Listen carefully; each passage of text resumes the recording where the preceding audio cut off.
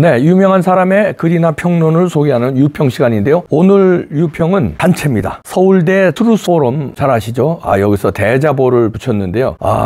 너무나 반갑습니다. 다른 데도 아니고 서울대의 트루스포럼이기 때문에 더 반가운데요. 제목이요. 선거 부정 논란 국민의 검증권을 보장하라. 이런 대자보인데요. 일단 그대로 읽어드립니다. 이 대자보가 스카이데일리에도 실렸네요. 지난 토요일 광화문 일대엔 수많은 사람들이 모여 부정선거 의혹의 목소리를 높였다. 어떤 이는 상복을 입고 분노를 표출했다. 그런데 우스개도 이를 다룬 메이저 언론은 전무했다. 언론은 죽었는가? 대한민국의 메이저 언론은 이미 객관적 사실을 있는 그대로 보도하는 기관이 아니다. 자신들의 관점과 이익에 따라 사실을 외면하는 모습을 또다시 드러냈다. 어제 오늘의 일이 아니다. 하지만 선거에 대한 불신은 어느 때보다 커지고 있다. 부정선거 논란이 계속되고 있다. 2002년 선거 전자개표기 도입 이후 모든 선거에 부정이 있었다는 주장도 있고 2014년 지방선거부터 전면 도입된 사전선거표는 부정의 온상이라는 의혹을 받고 있다. 4년 전 4.15 총선에 관한 논란은 무수한 의혹들만 남긴 채 표류하고 있고 지난달 치러진 4.10 총선도 마찬가지다. 통계적 이상에 관해 특별히 통계적 이상에 관해 논란이 일고 있다. 혹자는 더불어민주당의 월등한 사전투표 득표율을 인위적 조작의 증거로 확신한다. 통계학 회장을 지낸 박성현 교수도 이에 대한 의혹을 제기했다. 하지만 전문가들 사이에서도 견해가 갈리고 있는 것이 사실이다. 따라서 통계적 이상은 개인의 심증을 형성하는 강력한 자료가 될 수는 있지만 선거 부정을 증명하는 객관적 자료로 삼기엔 한계가 있다. 다만 한 가지 확실한 것은 선거와 중앙선관위에 대한 신뢰가 처참히 무너졌다는 것이다. 아쉽게도 선거 부정에 관한 논쟁이 감정적인 설전으로 번지기도 한다. 상대방의 지력을 탓하는 조롱으로까지 이어지고 있는 것이 안타까운 현실이다. 하지만 이 문제는 지력의 문제가 아닌 제도의 문제다. 2009년 독일 연방헌법재판소 판결과 국민의 검증권, 선거는 공공의 것이다. 선거의 공공성으로부터 국민의 검증권이 도출된다. 일반 국민이 검증할 수 없는 선거는 위헌이다. 2009년 독일 연방헌법재판소는 이런 이유로 전자투표의 위헌을 선언했다. 전자적 방법에 관해 익숙하지 않은 일반 국민이 투표를 검증할 수 없다면 위헌이라는 것이다. 이에 따라 독일은 사전투표제를 폐지하고 종이투표와 현장 수개표라는 단순한 선거로 회귀했다. 단순한 계수기의 사용마저 금지했다. 또한 누구든지 개표 현장에 참관할 수 있다. 독일 연방헌법재판소 판결을 우리에게 빗대어 보면 어떤가? 대한민국 국민의 검증권은 지금 제대로 보장되어 있는가? 국민이 표를 검증할 방법이 있는가? 전자적 방법의 문외한인 일반 국민이 표를 검증할 수 있는가? 선거 부정에 관한 무수한 논란이 있지만 아쉽게도 일반 국민이 선거를 검증할 수 있는 길은 현재 선거 소송과 고발을 통한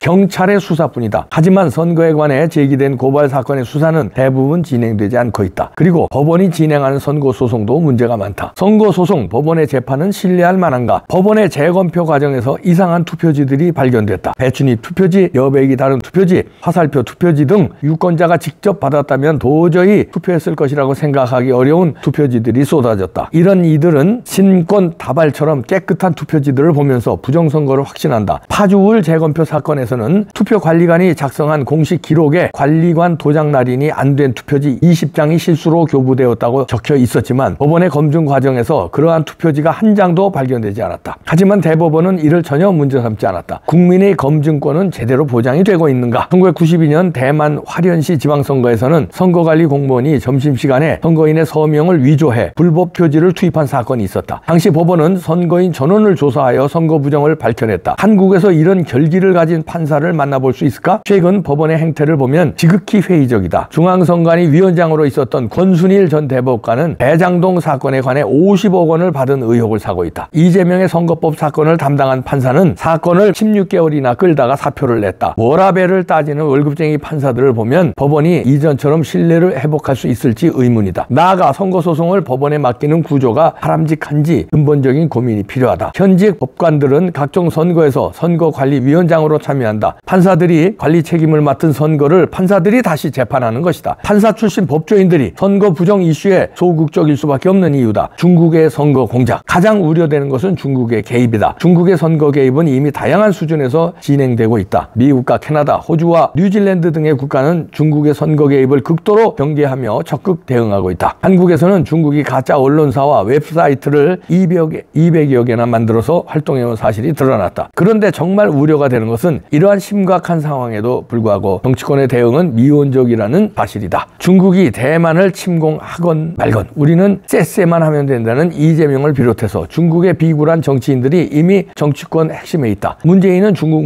몽을 따르겠다 했고 박원순은 중국 방문 당시 파리가 말궁둥이에 붙어가듯 우리 중국에 붙어야 한다면서 대한민국을 파리에 비하하는 만행을 저질렀다. 아쉽게도 국민의힘에서마저도 중국을 향한 비판적인 목소리를 찾아보기는 쉽지 않다. 북한에 탈탈 털린 대법원 서버, 선관위 서버는 무조건 안전한가? 중국의 영향력 공작은 인정하면서도 전산 조직은 절대 없다는 주장이 있다. 그런데 대법원 서버도 북한에 다 털리고 있는 마당에 선관위 서버만 절대로 안전하고 아무 일 없다는 말을 어떻게 믿으란 말인가? 실제로 작년 국정원이 진행한 조사는 선관위 전산 시스템이 해킹에 심각하게 취약한 상태임을 확인했다. 선관위 내부망에 침투해 투표 여부 또는 선거인 명부를 조작하거나 개표 결과값까지 변경할 수 있는 것으로 드러났다. 텔레그램도 뚫리고 아이폰 비밀번호도 뚫린다. IT 기술을 이용해 초고도 감시 사회를 구축한 중국이 못할 게 무엇일까? 국내 최초의 전산학 박사이자 보안 데이터베이스 분야의 최고 전문가인 카이스트 문송천 교수는 중국 검색엔진 바이두에서 한국 국민의 이름을 검색하면 주민등록번호가 나온다고 지적했다. 중국 해커 집단이 우리나라 전 국민의 DB를 다 가지고 있다는 것이 그의 경고다. 2000년 이후 신용카드사, 인터넷 검색 포털, 게임사 등 대형 개인정보 유출 사건을 종합하면 모두 1억 개가 훌쩍 넘는 주민등록번호가 유출된 것으로 추정된다. 이런 상황에서 선거 시스템은 지고주순하며 절대로 안전하다는 말을 못 믿겠다는 것을 그저 음모론으로 치부하며 조롱할 일인가? 채용 비리로 썩은 선관위, 선거 비리는 없는가? 치가 떨리는 것은 선관위가 아빠 찬스가 난무하는 가족 기업으로 전락한 작태다. 전 사무총장 아들을 뽑으라고 없는 자리를 만들고 아빠 친구들과 면접해서 최고점을 받고 주종도 없이 관사를 제공했다. 증거를 지운 서류를 감사에 제출하기도 했다. 선관위는 채용 비리를 숨기기 위해 파일을 조작하고 문서까지 파쇄했다. 선관위 직원들에게마저 과적회사가 정말 지긋지긋하다는 소리가 나왔다. 이렇게 부정한 채용캐 사례가 1200여 건에 이른다고 한다. 이 정도면 범죄 집단 아닌가? 그리고 어떻게 이렇게 썩은 냄새가 진동하는데 선거 비리는 전혀 없다고 외치면 그걸 믿어야 하나? 사전투표 페이지, 현장 수개표 도입하라. 재반의 상황을 고려하면 선거 부정에 대한 국민의 우려는 지극히 정당하다. 국가는 이런 우려를 불식시킬 의무가 있다. 공정한 선거제도를 준비하고 이에 관한 의혹을 해소하는 것은 투표 시스템을 운영하는 국가, 특히 선관위 본연의 의무다. 또한 불필요한 의혹을 차단할 수 있는 제도의 개선이 반드시 있어야 한다. 기술력이 뛰어난 독일이 일체의 전자적 방식을 배제하고 종이투표와 현장 수개표 원칙을 고수하는 것은 러시아의 개입을 우려하기 때문이다. IT 강국 대만도 중국의 선거 개입과 부정선거 우려를 불식시키기 위해 종이투표와 현장 수개표 원칙을 따르고 있다. 물리적, 전자적 방식의 개입 여부는 물론 변론으로 하더라도 중국의 선거 개입은 이미 사실이다. 정말 우려가 되는 것은 중국의 전방위적인 침투에 적극적으로 대응하는 정치인이 보이지 않는다는 것이다. 반복되는 선거 부정 논란을 종식시키는 가장 확실한 방법은 제도 개선이다. 현재 선거에 대한 국민적 불신의 핵심은 사전투표다. 2014년 이후 전면 도입된 사전선거는 지난 10년간 투표율 진작에 기여했다. 하지만 부정선거의 온상으로 지목되어 선거에 대한 국민적 불신을 야기하는 근본적 원인이 되었다. 작년 11월 미국에서는 사전투표와 유사한 부재자 투표에서 투표함에 가짜 투표지를 무더기로 넣는 사실이 확인되어 선거 무효 판결이 내려졌다. 투표율보다 중요한 것은 선거에 대한 믿음이고 신뢰다. 언론과 정치권이 외면해도 선거에 대한 불신은 여전히 많은 국민의 심장 속에 각인되어 번지고 있다. 국민 통합을 위해서라도 제도 개선은 반드시 필요한 과제다. 부정선거 의혹이 음모론이라는 분들께 지난 4년간 부정선거에 관한 논란은 아시게도 보수우파 진영 내부의 싸움에 머물렀다. 4.15 총선 결과에 의혹을 가진 분들이 문제제기를 시작하자 어떤 사람들은 이를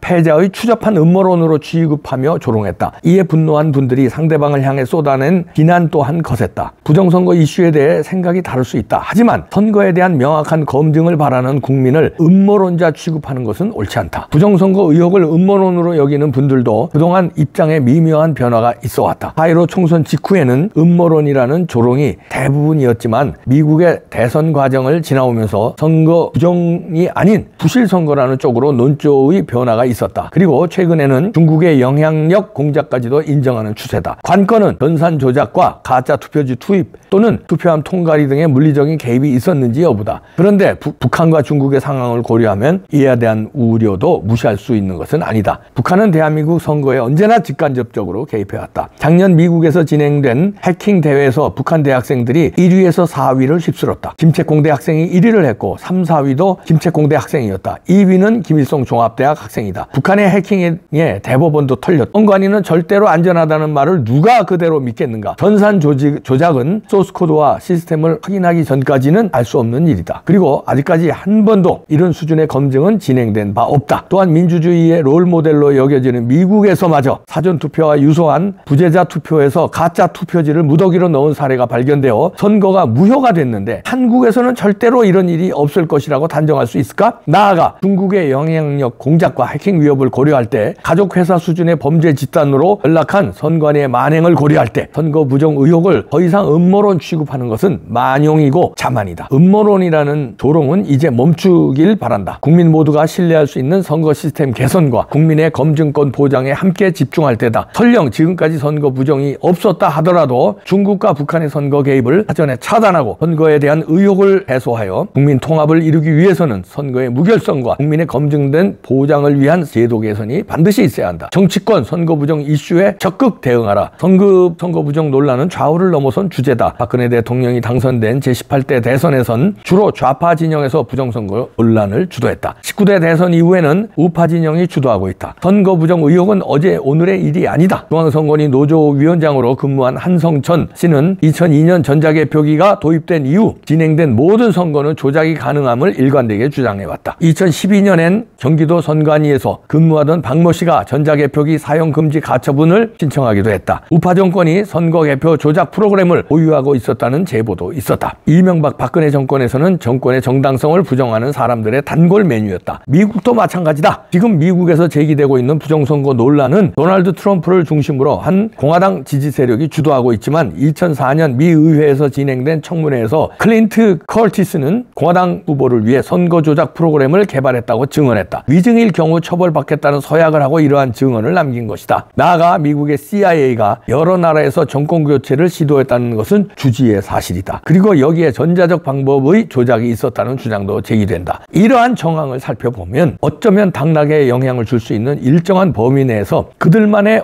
은밀한 전쟁이 계속되어 왔을지도 모를 일이다. 선거제도의 문제점을 지속적으로 주장해온 사람들은 우파 정권이 집권하면 함께 일했던 우파 단체들에게 버림을 당, 좌파 정권이 집권하면 좌파 단체들에게 버림받았다. 2002년부터 전자개표기의 문제점을 주장해온 한성천 씨의 일갈이다. 민주당이 압도적인 과반을 확보한 차기 국회에서 사전투표 폐지, 현장 수개표의 제도 개선을 실현하기는 사실상 어려울지도 모른다. 하지만 정당을 뛰어넘어 모든 국회의원들께 묻고 싶다. 선거에 대한 신뢰가 무너지면 민주주의가 가능할 수 있겠는가? 그리고 울분에 찬 국민의 외침에 응답할 정치인이 이 땅엔 하나도 없는가? 부정선거 의혹을 제기하는 분들께 선거의 공정과 국민의 검증권 실현을 향한 외침은 정당하다. 다만 부정확한 정보가 과장되고 때 재생산되어서 유통되는 것은 철저히 차단돼야 한다. 우리의 싸움은 진실을 규명하고 공정한 선거제도를 실현해내기 위한 것이기 때문이다. 또한 잘못된 정보는 선거의 공정성을 실현하고자 하는 우리들의 진실성에 회복할 수 없는 치명상을 남길 수도 있다. 트루스 포럼은 2020년 4.15 총선 직후 2009년 독일 연방헌법재판소 판결 취지에 입각해 대자보를 통해 입장을 밝혔다. 국민의 검증권을 보장하고 제기되는 의혹들을 해소하며 의혹을 차단할 수 있는 선거제도를 개선하라는 지극히 당연하고 상식적인 수준의 글이었다.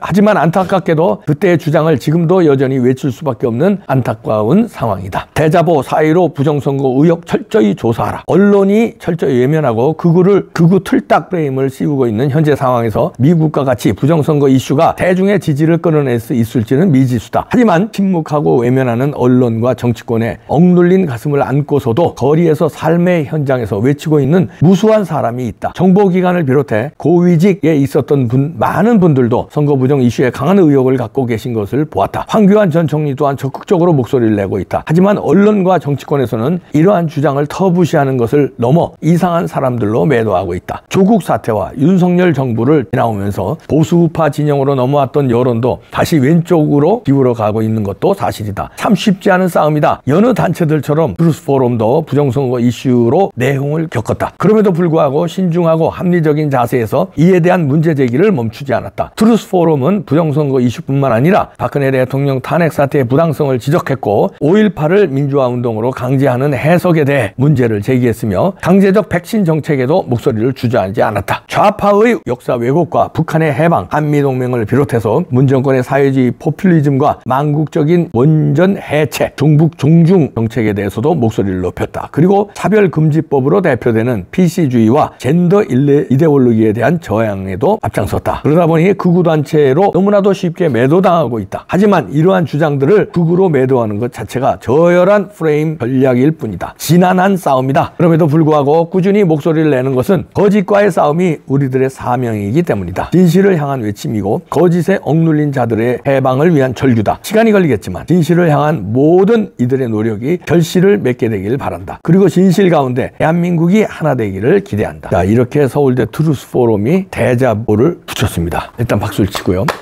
진실을 위한 싸움을 지난한 싸움이라고 규정하면서 어려운 싸움이지만 물러설 수 없다. 선거 부정 논란 국민의 검증권을 보장하라. 이런 제목으로 트루스 포럼이 서울대에 대자보를 붙였습니다. 대자보 붙인 사진 보이시죠?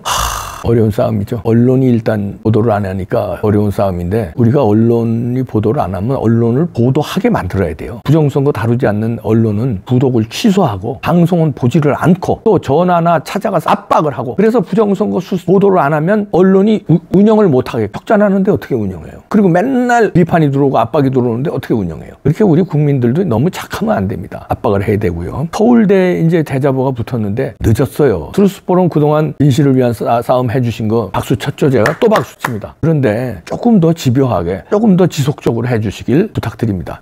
이제 여기서도 부탁을 하면서도 이제 대자보에서도 부정선거를 싸우는 사람들도 부정확하는 거 이제 의견 개진하지 말고 정확한 것만 해라 이러고 너무 중구난방적으로 하지 말아라 하는 이제 지적도 있었는데 이 지적도 옳죠. 그냥 아무거나 막 갖다 부정선거로 붙이면 오히려 역공을 받을 수 있으니까 그거 조심해야 돼요. 그럼에도 불구하고 트루스 포럼 등 이런 그 진실을 규명하는 단체는 진짜 지속적으로 더 용감히 싸워주시길 기대합니다. 유튜브는요, 우리는 늘 지금 5년째 이걸 거의 매일 방송을 해요. 그러면 이 트루스 포럼도 서울대 아닙니까? 서울대 학생들이 일어날 수 있도록 대자보를 진짜 매주 붙이고 매주 여기서 모임을 갖고 하면은 서울대생들이 벌써 일어났겠죠. 부탁드립니다. 그래도 또 박수 드립니다. 다른 단체들도 이제 일어나야 돼요. 이제는 끝장을 내야 됩니다. 이제 끝장 냅시다. 부정선거 밝히고 그다음 선거제도 개선해서 다시는 이런 일 없도록 만들어야 될 거 아닙니까? 보도 안 하는 언론 다시는 이 땅에 발 못 붙이게 해서 이런 일이 있을 때 보도하게끔 만들어야 될 거 아닙니까? 지속적으로 싸워야 돼요. 한번 이렇게 뚝 대자보 붙여서 이게 아니라 지속적으로 우리도 지속적으로 싸우잖아요. 서울대 트루스 포럼 장하십니다. 파이팅! 지속적으로 애써 주십시오. 부탁드립니다.